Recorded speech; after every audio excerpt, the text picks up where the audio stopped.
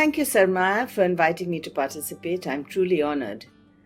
My name is Srila Mookherjee, and I began the first glass studio in India in my hometown of Kolkata over 3 decades ago. No one lives or works in a vacuum. We all have many influences that shape and impact us. Some we're born with, others just happen, and still others are chosen. In my case, it was a combination of characteristics and events that made it inevitable that I first enlisted in design school and then joined the ceramic department and finally veered towards glass. I loved my years at the National Institute of Design. It has had a lasting impact on my life, the most important being that I was simply not cut out to be an industrial designer in ceramics. I loved the act of making or creating by hand. I loved any and all form of craft, and I was still mesmerized by the experience of watching the glassblowers of Murano as a young and impressionable child. And so, once I graduated from NID, I began wandering in search of direction and a career. My journey first took me to Finland and ultimately to London, where I met Anthony Stern and glassblowing. I needed to look no further. I had come home to roost. I've spent the better part of my working life blowing glass. The spontaneity and impulsiveness of the making process suits my nature, and I enjoy the feeling of immediacy it imparts. It is also an interactive negotiation between the material and the maker, a compromise between what you want and what the glass dictates.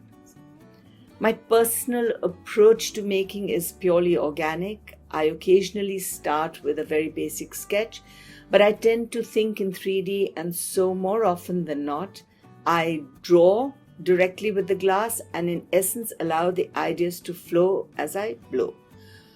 While I can control the line and color of any given piece, the resulting form is ultimately a collaboration between my blowing skills and the forces of nature. And as a result, each piece is different. Glass blowing has been the primary method for the making of functional vessels for nearly 3,500 years. It's all about gathering and manipulating extremely hot molten glass through a series of actions. There's a sense of rhythm and of systematic movement, almost like a well-choreographed dance. Clear molten glass, the consistency of honey, is gathered from a crucible in a furnace onto a metal blowing pipe. Color is added and melted in. Then, using a steel table, wet newspaper, and other hand tools, the glass is alternately shaped, blown, reheated, and ultimately transformed from a molten mass to the vessel it becomes. After the initial shape is achieved, a metal rod called a punty is attached to the end opposite to the blowpipe, which is then broken free. The final form now emerges through a process of reheating and shaping. When the piece is completed, the punty is removed and the work is placed in an annealing oven to cool overnight.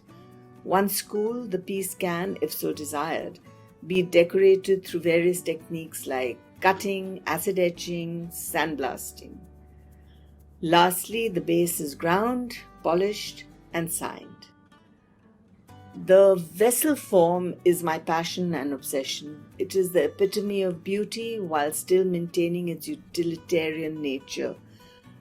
My work was initially very influenced by the Scandinavian style, vessels that had simplicity, minimalism, and functionality at their core, perfect forms, clean lines, well-defined shapes.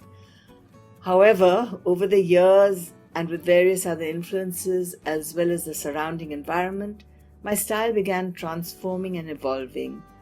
Subconsciously, my years in design school and the basic tenets of design, form follows function, color, etc., also manifested itself in my creations, and they progressed from being simple, monochromatic, clean-cut forms to multicolored, asymmetrical, energetic, and dynamic ones.